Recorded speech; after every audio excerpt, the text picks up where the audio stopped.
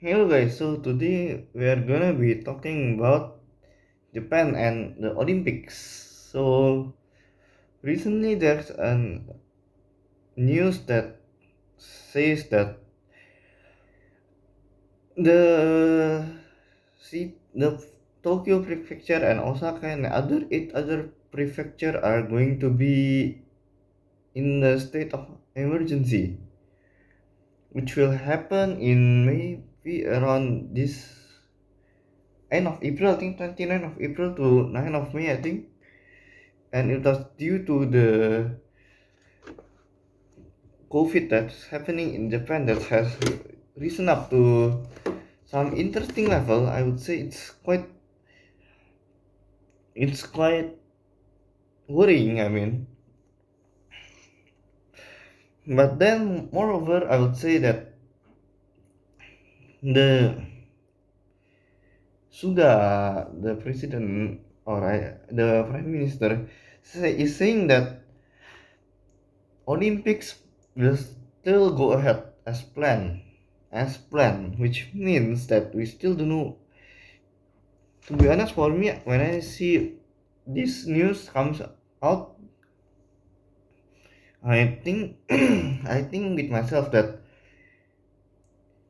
is it worth it to risk it now, or I mean you can delay it. I mean most of the people are saying that they don't want to hold it this year. I mean the real issue is this: the vaccine is so slow going out. I mean it's going out, but it's slow. That's number one issue. And then the second big issue is that the increased rate in COVID has increased in a worrying state. That's number two. Number three, the government isn't doing their all on trying to lower it down. Let's just say in Tokyo itself, it has raised the COVID rate from 500 to 800 in just a day. I mean, a big jump, as you can see, in increased rate of COVID. And that's a red flag actually, to say that is it really worth it to just, I mean, alright, let's just say the pandemic has caused a lot of problems in Olympics and other stuff, especially in anime industry too. But then, still, like, for me personally, like, it's not really worth it, like, why trying to force it and just get over with it? Like, Olympics should not be something like what we should say, like something that we are forced to do, like in schools where you have to do some projects, and well, some of them will be excited, and then some of them will be just like what, like this just this feels like being forced into doing this kind of things. And I think that's what's happening for me when they say that this plan will always go through, this one will always go through. For me, I just look at it and I say that this just feels like they just forcing it to do, like it's like a project, school project, where you might, well, some might happy, some might, but this just looks like something that they are forcing it. They don't want to be honest, like if Olympics haven't happened, maybe they could just do a state of emergency as long as they like. But because of this situation, they have to think here and there and have to prepare here and there. And this just looks like some school project that are being forced on you to do, and you just do it, whatever the result is, as long as you just submit it. Like that's a similar situation, I would say. But then this is not just some school project, to be honest. All right, just this is more, in to be honest, in my mind, this looks more like something. This is something that's not really like a child game, or maybe like some project, like some project that costs some art that costs like maybe $2, $3 like that. It doesn't. It looks like something they'll put. I think billions on these things on Olympics, and then to just force it, like to force something like this. So this is something that's so big, and people are really hyping for it. I mean, before the COVID, and then in 2013, even before they even start to build the stadium for Olympics and stuff, you could see there that they are passionate for this. In 2013, people are hyped. The Spanish people are especially really like overjoyed and happy, and they really want to do this. But then the COVID happens, and now you with the all the situation going on, all the factors coming in like health, COVID, vaccine, like that, and things, they change their mind. Of course, they would think that why forcing it, like why doing it, especially when there's COVID. Like even Japanese wouldn't just go there and watch. Like with such a worrying rate increase in COVID, like you could see just in India without any lockdown, and even with there is no Olympics, but it increases to 300,000 one day, which is really worrying that it causes people to die just because there's not enough bed.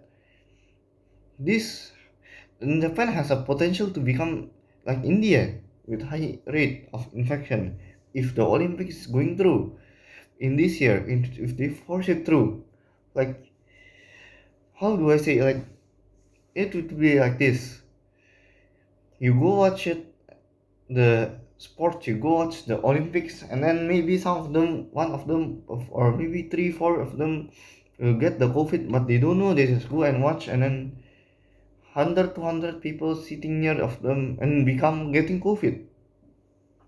Like the risk slight is more worrying than the Olympic. And for me, like right now, people are not really into Olympic, to be honest, in Japan, especially. Like if you just say only for locals, you could see that Japanese people, a lot of them, they just say they don't want to do it, they are scared, they don't really feel like it's safe yet. And those are all logical opinion that should be considered. And with the risk and all, with the risk of the health and all the safeties, health and safety and more things, especially financially, and the hospital capacity and all of that, you when you factor all of this in, you just think that all right, maybe they have spent billions on this Olympic, but it has been hype and built. They have built this thing since 2013 to now, but then because of COVID, things could change just dramatically. But then for me, like, all right, now for now, like, we don't want Japan to be the next India. I mean, India is, I cannot, like, how the government are handling this situation in India is worrying, to be honest. No lockdown, no nothing, like just let people roam around with COVID like that. It's scary, actually. It's scary.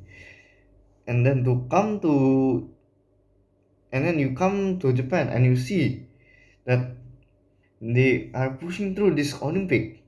Let's just think 1 second, and let's just say if lots and lots of people are watching, locals watching it, and then suddenly one or a few might get COVID and they don't know, and they go watch the Olympics. How devastating would it be for all of the Japan's health system and all of the people? Like you could see that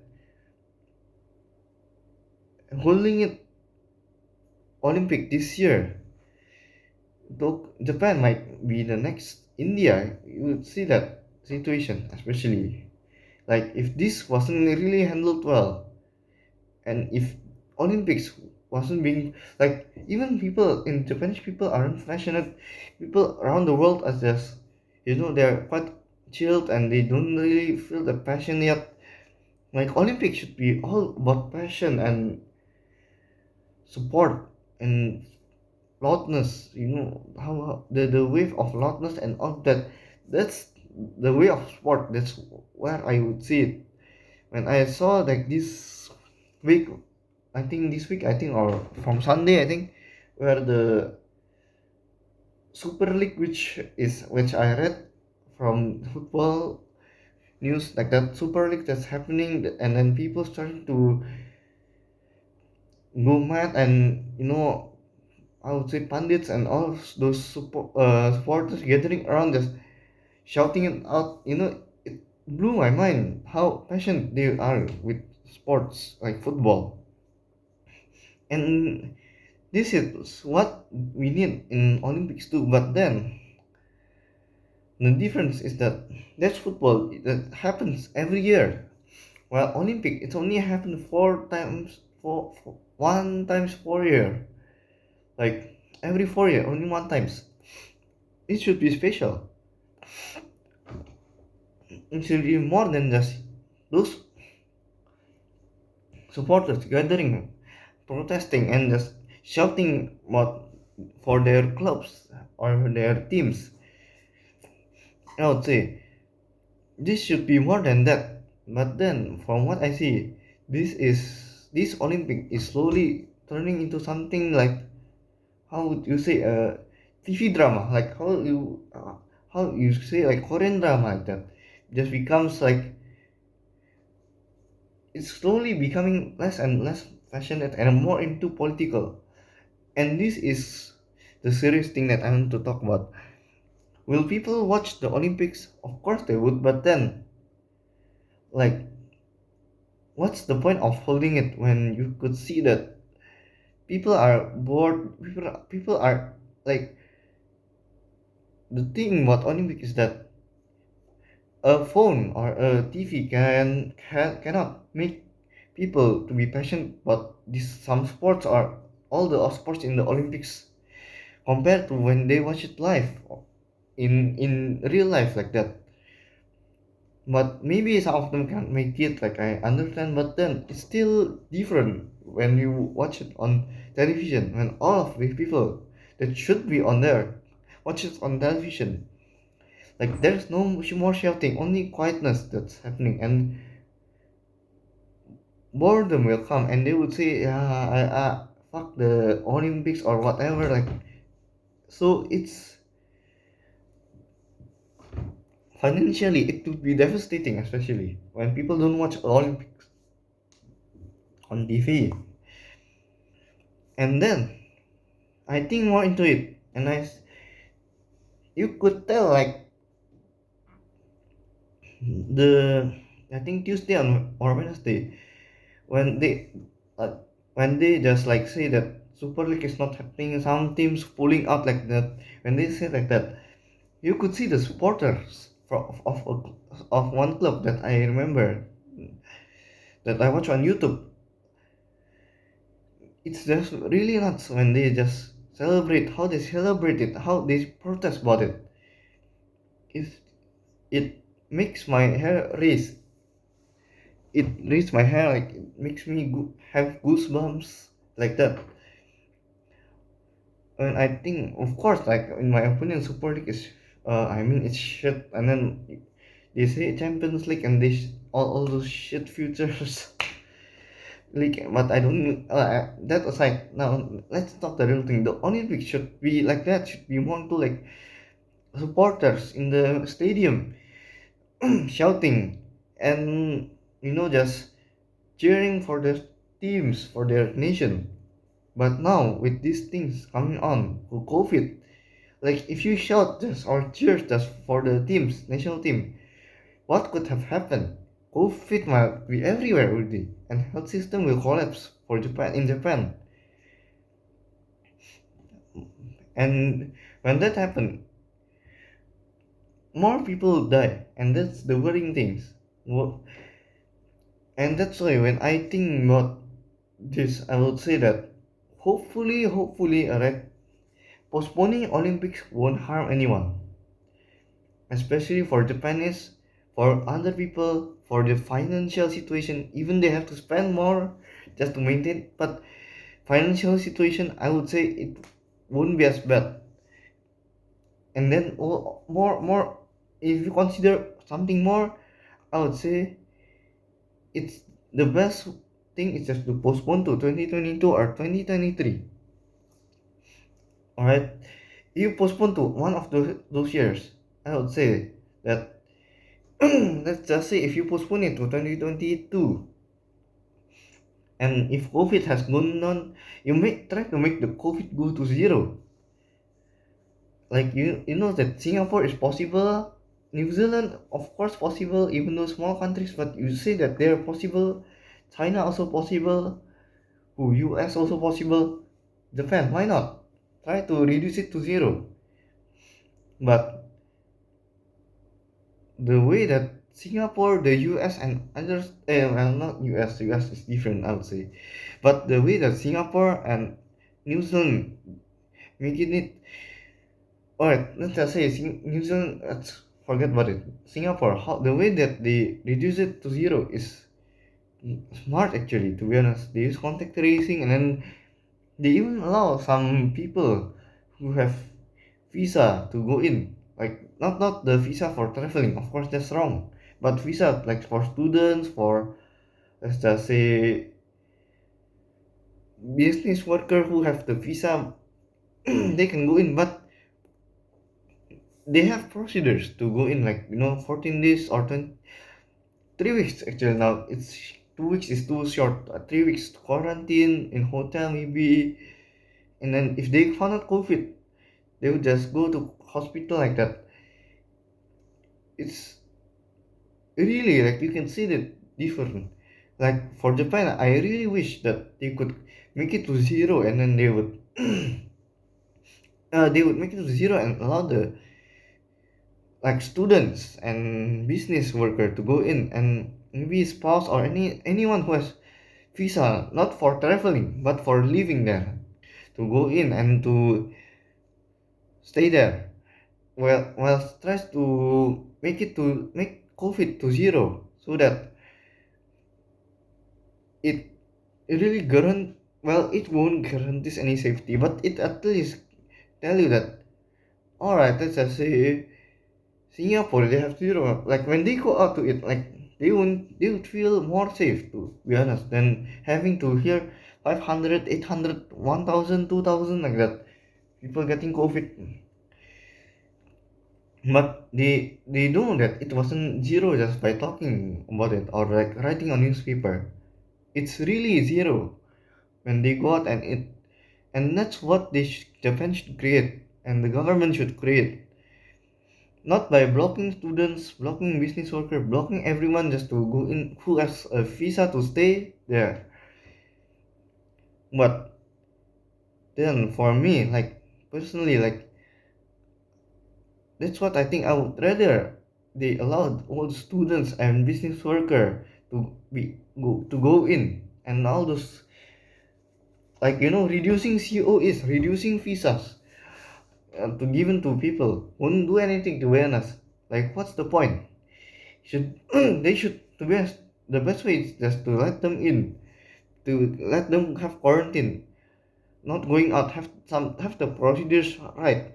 Let's go, let them in, quarantine 3 weeks, test two tries, twice tries, and then see, let's just say they get COVID, alright, they get COVID, and they should be transported to hospital directly without any contact to other Japanese or anyone. I mean, Singapore is possible, and why not Japan? I mean, they have more population in Japan than Singapore, but why not? This is some possible steps, but then Japan should. I don't know their procedures. I haven't go there yet, but here's the thing: they could have a full lockdown. Let's just say like alright, business should just use Uber Eats like that, or maybe just create their own Uber Eats like that, and then they lockdown in home for maybe 2 weeks. Try that. Maybe open. Alright, business worker might subsidize the money for those. Like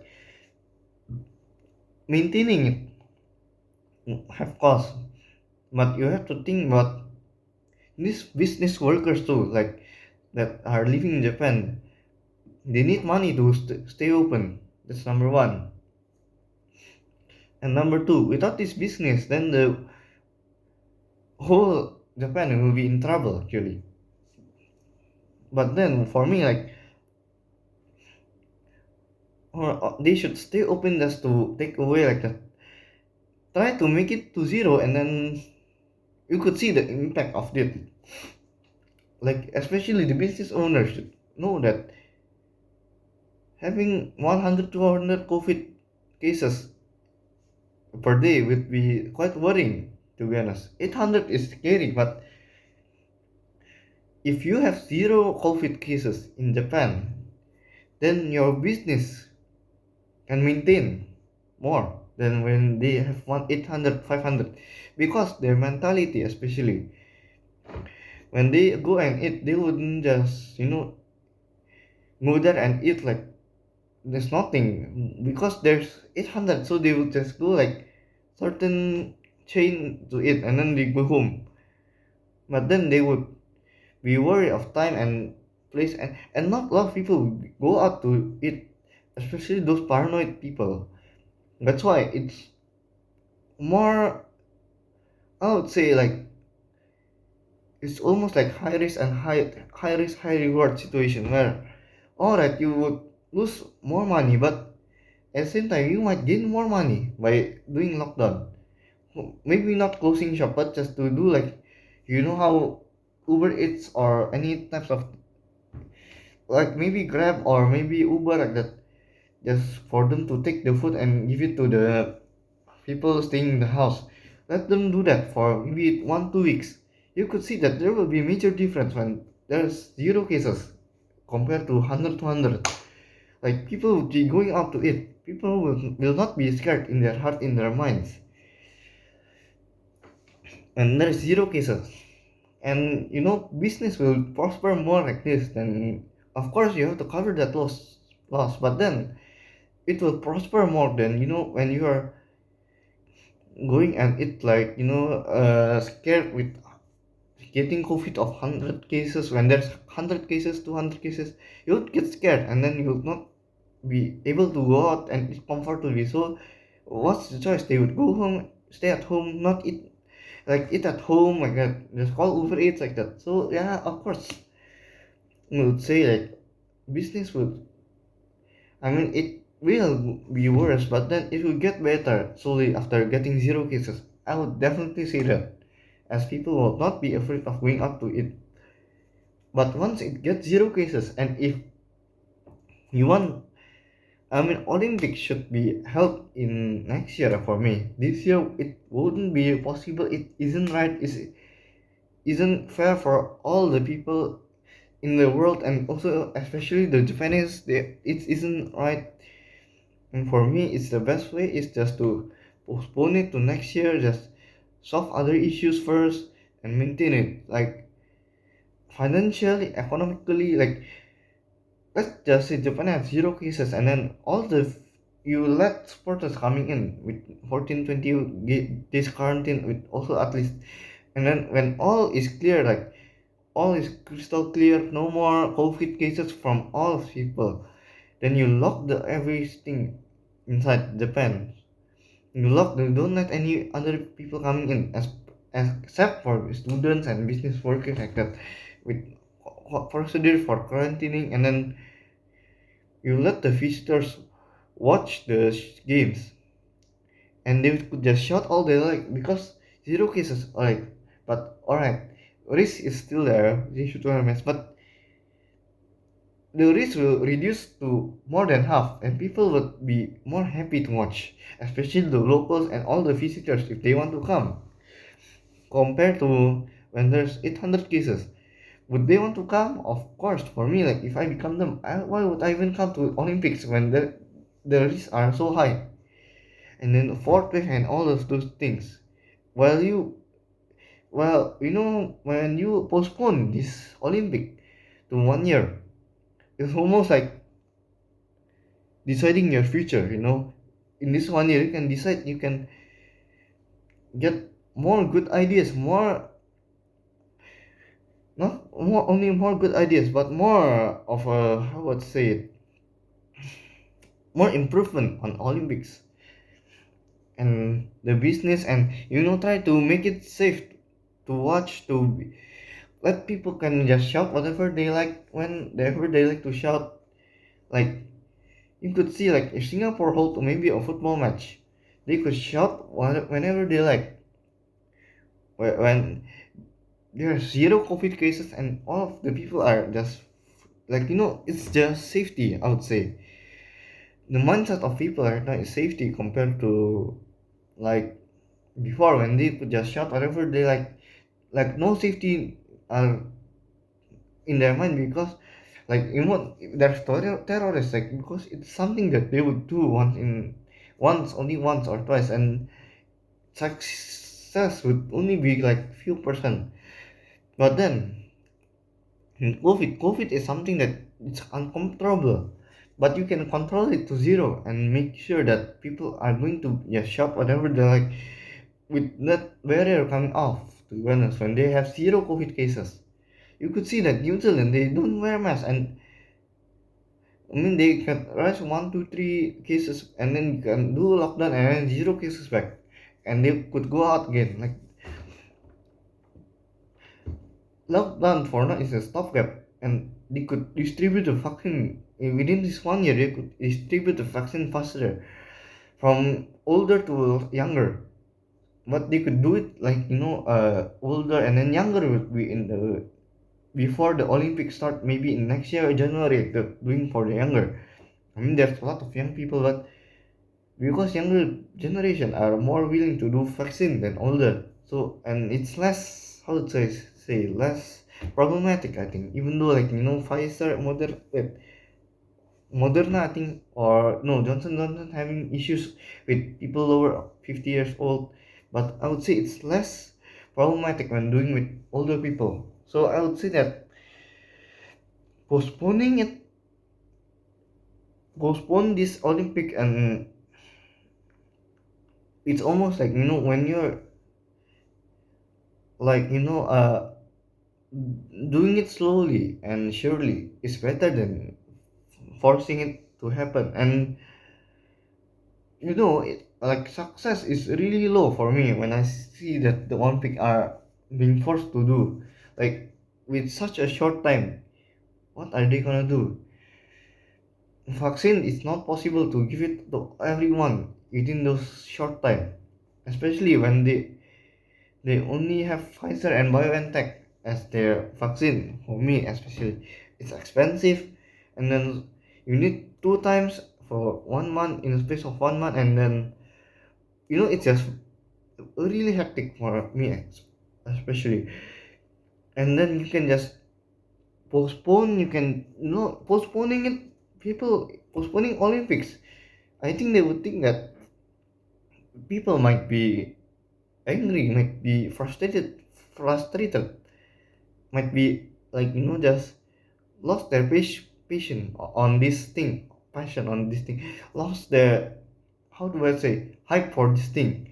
But to be honest, for me, when I think about it, if, because of COVID situation, safety is number one, and then security is, safety and security number one, and number two will be the Olympic. So I would say that barriers be removed before the Olympic. So I would say, like, you cannot make zero cases within these days, like 90, I think, 90 days, I think. There's no way.